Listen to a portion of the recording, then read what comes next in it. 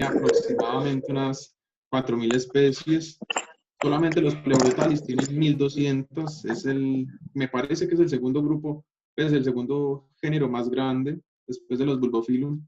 Entonces, hay de muchas clases pues, morfológicas, más que todo en las flores, en la planta como tal.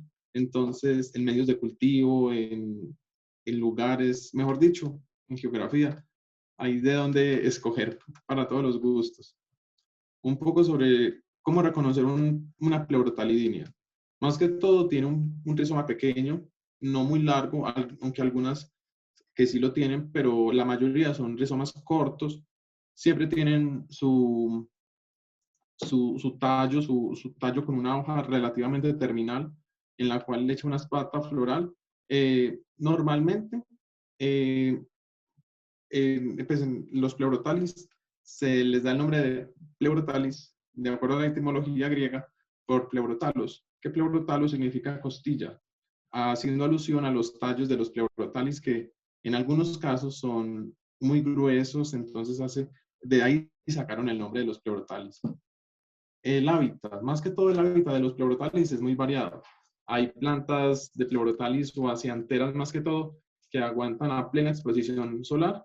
Hay otros, estelis y todos esos géneros de hojas un poquito más anchas, sí necesitan como de un cultivo, pues de un hábitat más bajo sombra, mucha humedad ambiental. El 80% de las plantas requiere de mucha humedad y sombra más o menos del 70-80%, aunque todo varía dependiendo pues de las condiciones y de los requisitos que le queramos como otorgar porque voy a poner un ejemplo. Si queremos que una planta tenga mucha floración, una floración abundante, le tenemos que dar un poquito más de luz, pero no va a tener un follaje así verde oscuro tan bonito porque el sol le va a afectar, puede que tenga tonalidades rojizas, un poco amarillas también, entonces es llegar a un punto exacto para que las plantas logren como ese boom, ese lugar específico. Por ejemplo, el pleurotalis que vemos en la foto, el de la mano izquierda, se ve que está feliz de la vida, porque mira que tiene hojas grandes, se ve que ha crecido considerablemente desde el inicio de la planta. Asimismo, el color de las hojas está espectacular, un verde como manzana, pero un poquito más oscuro. Entonces se ve que está feliz. Y los pleurotalidinias en sí dan, dan en rocas, en terrestres y epífitas. Pues, aunque la mayoría, personalmente, los he visto epífitos, pues epífitas. Bueno, ahora vamos a hacer como una, pues como una observación de todos los géneros pues de la mayoría, no de todos porque es una cosa impresionante que últimamente a partir del 2004 se ha dividido mucho los géneros, por ejemplo los pleurotalis, las acianteras, se han ramificado, sacando unos nombres muy difíciles, pero más adelante les voy a comentar. Eh, a ver, por ejemplo, las acianteras son plantas que aguantan un poquito más de calor, un poquito, no tanta humedad. Por ejemplo, la aciantera que vemos a mano derecha, la teres, es una planta que hay porque dice que es aciantera, pero en realidad uno no cree que es una aciantera, ¿cierto? Por las características, tienen hojas de brazábola, y lo mismo de la izquierda, son plantas que uno puede jugar más con ellas en el cultivo como tal. No necesita tierra tan fría, ni humedad pues, tan alta. Entonces son como para todos los climas, se puede jugar. La costae, pues son plantas pequeñas, estas sí necesitan bastante humedad, de sombra, un aproximadamente del 70-80%, ojalá. Riego por lo menos diario o día de por medio, dependiendo de las condiciones climáticas. Además, pues, considerando la aciantera, la foto anterior, el género anterior, son plantas que la aciantera se puede regar aproximadamente, no sé, 2 o 3 veces por semana, casi como una catleya o un oncidium. En cambio, una costea sí necesita riego más frecuente. Eh, en realidad, casi todas las que vamos a ver en el género, pues en la tribu Pleurotalidinea, son de plantas de mucha agua y de mucha humedad. ¿Listo? Bueno, los anatalis. Los anatalis también es un género que se dividió porque era Pleurotalis. En este momento, el esclerófila es ahí observamos que son plantas de floraciones muy abundantes. Por ejemplo, el Rubens, el Gélida, como los más conocidos que tenemos en el eje cafetero. El esclerófila también lo manejamos acá en el eje cafetero. Son plantas que los observamos que cuando tienen las condiciones ideales, eso florece y el perfume es muy, muy, muy profuso, se siente bastante y desde muy lejos. Es muy atractivo pues, para la vista por la profusión. Así pues, y con ellos también se puede jugar mucho por las condiciones de cultivo. Personalmente, yo los cultivo bajo una polisombra y bajo plástico, algunos anatalis, pero hay otros que, por ejemplo, tengo unos grandes bajo un árbol y ellos sí florecen abundantemente y en el plástico también, pero les gusta como, pues yo juego con ellos, me gusta darles luz, a otros sombra y así uno como experimenta y buscando como la planta ideal, por decirlo así, ¿cierto? Las barboselas. Pues las barboselas sí son de tierra un poco más fría. De pronto la Prorepens, que es una amarilla, es como la más normal que observamos en las exposiciones, la más común, sí aguanta una temperatura por lo menos por encima de una altura de los 1500 hacia arriba. Y en cambio las otras sí son de tierra un poquito más fría, aunque la Prorepens normalmente se dice en la literatura que tiene una distribución aproximadamente de los 1500, 1400 a los 2600. Y yo doy fe de eso. Yo las he encontrado, las Prorepens, a 2800. Y he visto que, por ejemplo, Pascal la cultiva a 1500. Entonces, tiene como mucha gama como geográfica, ¿cierto? Bueno, estas barbóselas normalmente florecen así abundante como podemos ver en las fotografías.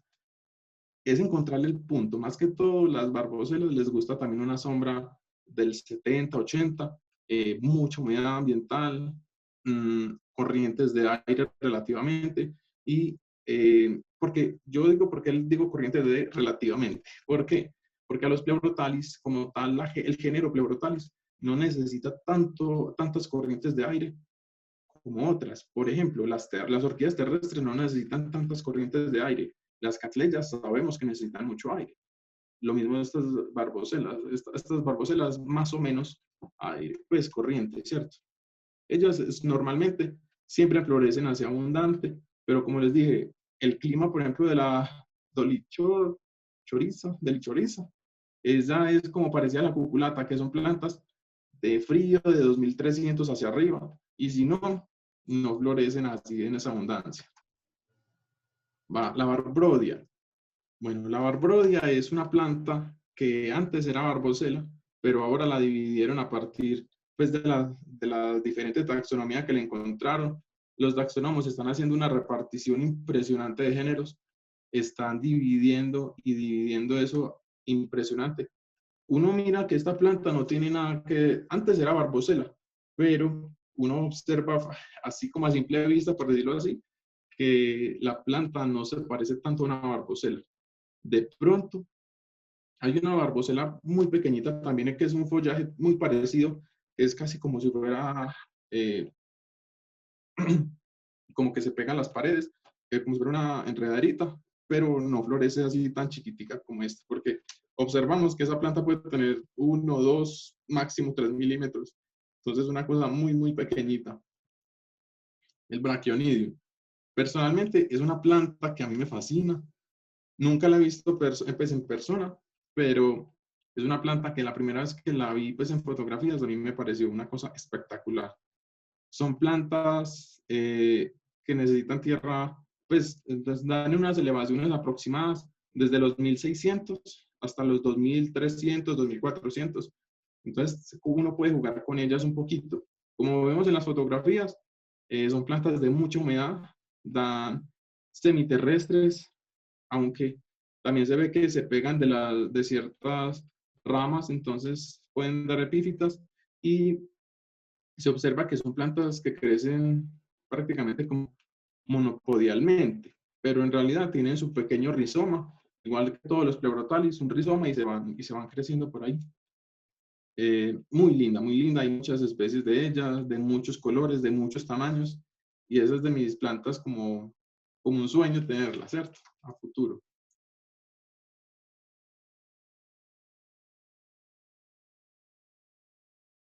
Esos grupos que eran de tierras relativamente calientes, con hojas gruesas, pequeñas, son plantas que no pasan las hojas, por ejemplo, no pasan del centímetro, medio centímetro, entonces son plantas que les gusta mucho en lajas de pino y que se riegan, se riegan, se riegan, y son plantas que florecen también muy profusamente en ciertas épocas del año.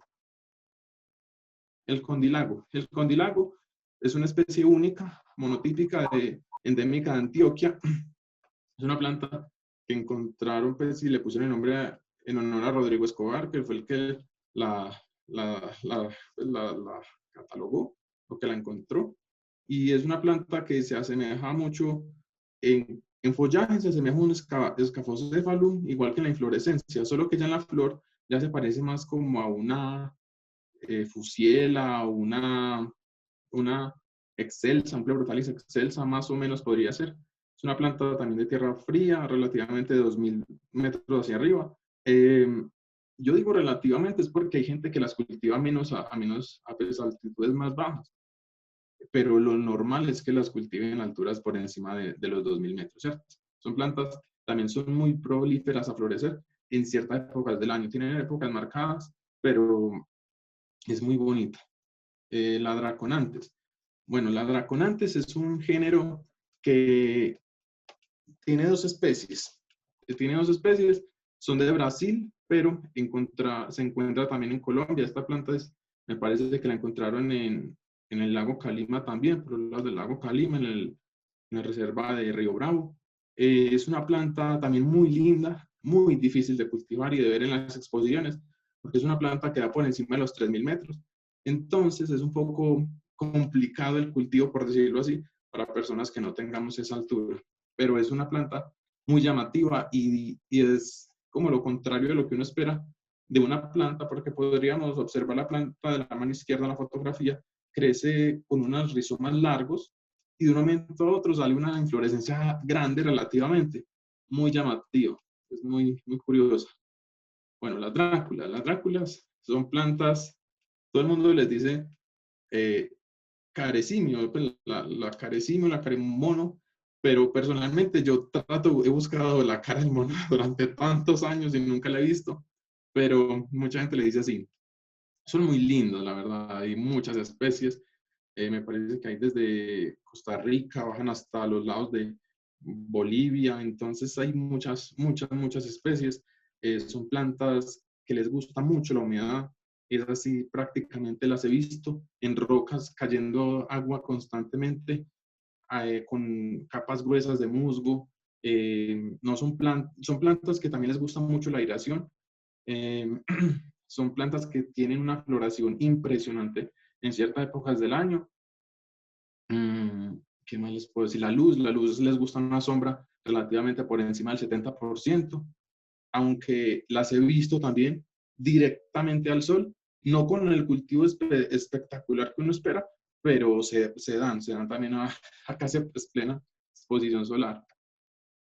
Las dreslerelas, pues son plantas que antes también pertenecían a los pleurotalis, las acianteras, pero ya con ese tipo de vellosidades en las hojas y en las flores, las dividieron hace varios años, aproximadamente en los 80, principios de los 90, y como podemos observar, son plantas compactas, no son plantas muy lentas de cultivo, son muy difíciles porque lo que uno busca en los cultivos de pleurotalidíneas, más que todo, personalmente, son follajes sanos, porque por una hoja puede florecer 8 o 10 años, o si es que no es más, porque ahí son plantas que duran mucho tiempo las hojas y por ahí florecen y sucesivamente. Entonces son plantas de que hay que cuidarle mucho el follaje. Eh, Asimismo, esas plantas son de mucha humedad, de una sombra más o menos también 60, 70%. Las dreleras de la ciudad tienen varios rangos de cultivo. Más o menos se dan desde los 1500 metros hasta los 2800. Son plantas muy lindas por solo el follaje es espectacular. Entonces es una planta muy, muy llamativa. Las driadelas son plantas que florecen profusamente en ciertas épocas del año y con un cultivo pues indicado, con un buen cultivo. Hay muchas especies también. Son plantas que van desde México hasta los bordes del norte del Brasil. Son plantas que crecen también muy rápido. Son plantas que si tú le das un buen cultivo, pues la planta puede crecerte, estar como de la mano izquierda, como en la fotografía, crecer por ahí en 3 años, si tú eres constante y todo. Entonces es una planta que se presta mucho para uno cultivarla y darle una buena, como a futuro, uno le ve mucho potencial a esas plantitas. La equinocépala también fue un género que dividieron más o menos en los 90, pues principios de los 2000. Es una planta que era Pleurotalidinea, pues Pleurotalis, perdón, pero ellas son plantas también, tienen como cierta similitud a las acianteras, entre comillas, porque se puede cultivar también en tierras más o menos cafeteras, no tan frías de pronto. Son plantas que aguantan desde los 1300 hasta los 2000, entonces son plantas que uno puede cultivar muy bien en estos climas. Y también son plantas que dan un cultivo aproximadamente, pues se manejan en una luz del 70 al 80% para tener hojas muy, muy lindas, porque ellas con el tiempo se tienden a colocar unos colores rojizos, o cuando uno le da mucha, cuando le falta humedad, se ponen unas manchas como color café o negritas debajo pues en vez de la hoja. Y eso hace que no sea como tan llamativo en una exposición, ¿cierto? La frondaria. La frondaria es una planta es una planta de mucha altura, es monotípica, solo existe una especie. La caulescens es una planta que da por encima de los 2000 metros, muy bonita. Nunca tampoco la he visto en una exposición, nunca la he visto personalmente, pero es una planta divina a mi persona. Y es una planta que también pertenecía, a ver cómo le explico, es una planta que es muy rara de ver, es muy rara, no es común. Y me han comentado que es muy, muy difícil de cultivar. No sé por qué, pero me imagino que por eso es que casi nunca se ven exposiciones, o nunca personalmente. La hostia de aquí es una planta que es una masdevalia, pues bueno, una masdevalia, ya la dividieron, así mismo que hay muchas especies, pues muchas masdevalias muchas masdevalias, ese grupo de masdevalias lo dividieron, entre ellas está la hostia, también por ejemplo el grupo de las picturatas, se me va el nombre en este momento, por ejemplo las diodonopsis antes también eran masdevalias, las estiela, me parece que eran las masdevalias, pero ya pertenecen a otro grupo. Entonces son grupitos que han dividido, tienen ciertas características. Por ejemplo, esta masdevalia es como pertenece al grupo de las tovarensis, que las tovarensis o de las Virgo cuenca o de las cruenta, que son plantas que echan la inflorescencia y son sucesivas. Y esa inflorescencia puede durar por lo menos más de 2 años o 3. Entonces es una planta que yo creo que a partir de esas características morfológicas es que las divide. Los lepantes.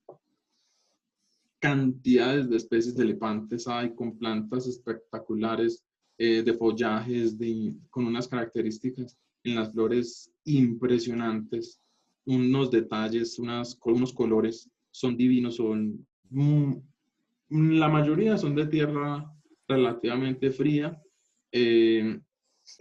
son plantas de mucha humedad, son plantas que con muy buen cultivo pueden crecer como la de la mano derecha de la gargoyla.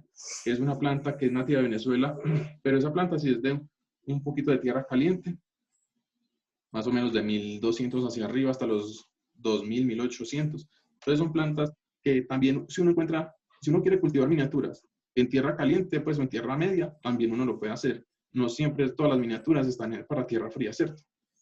Los lepantes son de mucha humedad. Personalmente, a mí me gusta utilizar mucho el agua lluvia con ellos, regarlos mucho, casi prácticamente diario, y se dan con muy buenas, pues, se prestan muy bien, se dan muy bien. Entonces, lo ideal con ellos es siempre una sombra, nunca por debajo del 70, porque tienden de pronto a quemarse un poquito las hojas, pero hay gente que también, yo los he visto a plena exposición, pero a alturas muy grandes, ¿no? Pues alturas por encima de los 2500. No sé si eso influirá en algo, pero se prestan como para todo. Esos lepantes son muy, muy lindos y hay unas variedades para todos los gustos. Bueno, las más de válidas. Como podemos ver en las fotos, son plantas que les gustan mucho, casi todas son epífitas. He visto algunas también terrestres, semiterrestres y rupícolas, pero les gustan bosques como lugares sombreados, con buena humedad. Ojalá, casi siempre se encuentran asociadas a musgos. Son plantas que también uno puede jugar con ellas al darles un poquito más de exposición solar, pues no directa, ¿cierto? Nunca directa, pero un poquito más de luz para estimularle la floración en la época que uno desea del año. Es jugar con ellas dependiendo pues dependiendo, porque tú la puedes tener en una sombra del 80% y la sacas a una luz del 60, del 55 más o menos, y ella ya empieza a producir más la floración. Pero que tú la tengas en una parte del 80 y la saques a exposición solar directa, pues la planta no te dura un día, se quema automáticamente. Entonces es saber jugar con ellas, pero son plantas cuando están muy lindas, muy bien cultivadas, son una cosa espectacular. Y hay muchas especies, hay más de 600 especies, me parece. También desde Costa Rica, desde México, bajan hasta Brasil. De tierra caliente, de tierra fría, de tierra media. Algunas también las hemos visto, pues yo personalmente las he visto casi a plena exposición solar, pero como les dije, se ponen las hojas muy rojizas o amarillas, entonces es lo que uno no busca en ellas. Ay, mi amor, Los ay, mi amor, ay, mi amor, albasteles también eran unas plantas que eran como pertenecientes al grupo de los pleurotal, pero ya obviamente eso ha cambiado porque con los taxónomos eso ya dividieron todo. Eso es una planta muy bonita, poco conocida, poco vista en exposiciones también. Como podemos ver en las fotos, son plantas de mucha humedad, son plantas, ¿cómo les explico? Que necesitan mucho riego y unas condiciones más o menos de luz de aproximadamente el 70, del 80% también. Riegos constantes, especialmente cuando estamos en épocas de calor. También uno los puede nebulizar para que siempre tengan esa humedad constante, ¿listo? Igual que las dráculas, los escafocéfalos, los lepantes, los pleurotalis. Los pleurotalis, como tal, son plantas que necesitan buena sombra para que las hojas puedan darse bien grandes, bonitas, de un color verde oscuro. Y como les dije anteriormente, son plantas que, miren en la foto de mano derecha, son plantas que por cada hoja pueden florecer años. Entonces, tratar de cuidar mucho el follaje, tratar de cuidarlo mucho para que podamos tener una planta grande y llena de flores en un futuro. No es fácil porque las plagas, babosas, tantas cosas que pueden afectar las plantas, pero es lo que uno trata. Son plantas de sombra del 60 al 70%, con riegos también constantes. Yo los riego diario prácticamente, dependiendo del clima. Por ejemplo, de un día que no llueva,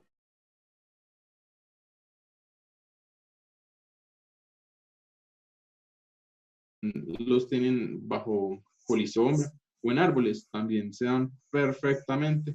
Lo más importante es que el medio nunca llegue a generar la pudrición ni la bacteria, ¿cierto? Eso es lo más importante que hay que cuidar en ellos, pero ellos son muy resistentes y crecen rápido, siempre y cuando estén muy contentos en el lugar que están. Los platisteles son unas plantas muy, ¿cómo les explico? Como muy llamativas, lo atraen a uno por su profusión de flores cuando están contentos. Cuando están contentos es una planta que llama la atención cultivar, uno quiere seguir cultivándolas. Son plantas que hay muchas especies también, me parece que hay unas 80, 90 especies de Platysteles. Son plantas que generan una mucha satisfacción cuando uno las ve llenitas de retoños, cuando empiezan a florecer. Es una cosa muy bonita. Son plantas también que necesitan un cultivo aproximado como el de los Pleurotalis. A mí me gusta personalmente cultivarlos en una parte donde les dé una luz del 60, 65, no tanta oscuridad. En tanta oscuridad crece mucho la planta, pero no florece abundantemente. Entonces es encontrarle el punto para que no se queme, no se ponga amarillo, pero que genere mucha floración, ¿cierto? Los tricosalpins. Los tricosalpins sí son son plantas de sombra, mucha humedad. Estas plantas necesitan riego también mucho. Es como los lepantes, agua prácticamente todos los días. Ojalá también uno los pudiera nebulizar diario para que por lo menos a mediodía o por las tardes, para que siempre tengan esa humedad ambiental alta. Y son plantas que cuando florecen también tienen una época marcada del año que se llenan de flores, una cosa espectacular. Los Eutrophium los hemos visto que son plantas muy profusas también en floración, pero siempre y cuando se estén cultivando en un ambiente ideal, ¿cierto? Les gusta la sombra, mucha agua, lluvia principalmente. Y son muy susceptibles a los cambios de humedad, más que todo, de luz. Cuando les da mucha luz, a veces también se ponen las hojas muy rojizas, entonces no es tan llamativo. Son plantas que las flores en sí son muy cerradas, pero son muy llamativas, la verdad. Son plantas muy atractivas a la vista, especialmente cuando vemos, por ejemplo, este albaroy, el Zotrophon albaroy, con ese contraste de flores y de follaje. Es una planta espectacular. Son humedad relativa más o menos del 80% y sombra igual del 70 o el 80%. Riego, personalmente, a mí me gusta regarlos día por medio o diario también, dependiendo, pues, como les dije, de las condiciones climáticas. Aquí hay otras especies dentro de la subtribu. Hay muchas. Aquí me faltaron varias, pero hay muchas. Por ejemplo, las acronias, me imagino que las deben conocer, que son las hojas anchas con las flores grandes o a veces pequeñas. Por ejemplo, la marta o el titán.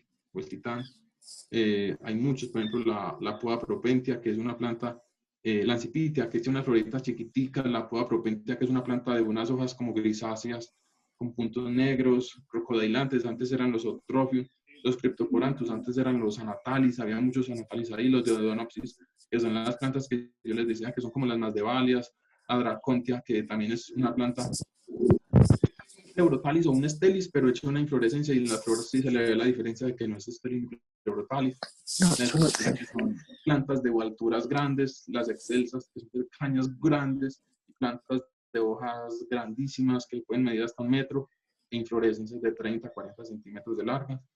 Lo mismo esas son las elongatias, perdón, y las efusielas son las que echan, las excelsas, las que son como peluditas, las que echan muchas inflorescencias, que echan unas florecitas peluditas, cayendo como en cascaditas, muy lindas. La fisia es la que les decía que antes eran las Matevalis picturatas y todos esos géneros así, Amanda, los Umboltia también son géneros como tipo Pleurotalis, casi como entre Acoronia y Pleurotalis. Los Lephantopsis, que también las han visto, las Lurelas, también son del estilo de una Rastrepiopsis, pero como una Lephantopsis, mejor dicho. Hay para todos los gustos y de todos los climas, de las especies y colores que uno quiera. Aquí faltan géneros, pero eso lo dividieron de una manera impresionante. Unos géneros que uno nunca se imaginó que iban. Por ejemplo, el Orbis. El Orbis es, no sé si han visto que el Pleurotalis truncata, una planta que es del Ecuador, que echa un Pleurotalis que echa una inflorescencia anaranjada muy llamativa. Ya no se llama Pleurotalis, se llama Orbis. Entonces, hay muchas especies que han sacado de esos grupos que antes que uno los distinguiera porque Pleurotalis, ¿cierto? Pero han cambiado bastante. Bueno, y ahora estas son plantas que es lo que uno como que espera tener algún día, ¿cierto? ¿Y qué es lo que queremos? Plantas que tengan un follaje bonito, grandes, con esas profusiones de floración impresionantes, que son plantas que hay que cuidar mucho el follaje, como les decía, para poder llegar a esos cultivos, a esas manifestaciones de belleza. Por ejemplo, esa sonderiana, la lepterofila, son plantas muy, muy lindas, pero como muestran en las fotos, plantas que hay que cuidar mucho, mucho el follaje para poder que lleguen a manifestar esa belleza. Por ejemplo, la lepterofila. Imagínense esa planta con un follaje quemado, con manchas y todas esas cosas. No es tan llamativa, pero con ese follaje es un espectáculo. Lo mismo de estas dracontea, son plantas, son muy bonitas, pero siempre el plus de los pleurtalidines es cuidar el follaje. Siempre, siempre para poder que manifiesten expresen toda esa belleza. Muchas gracias.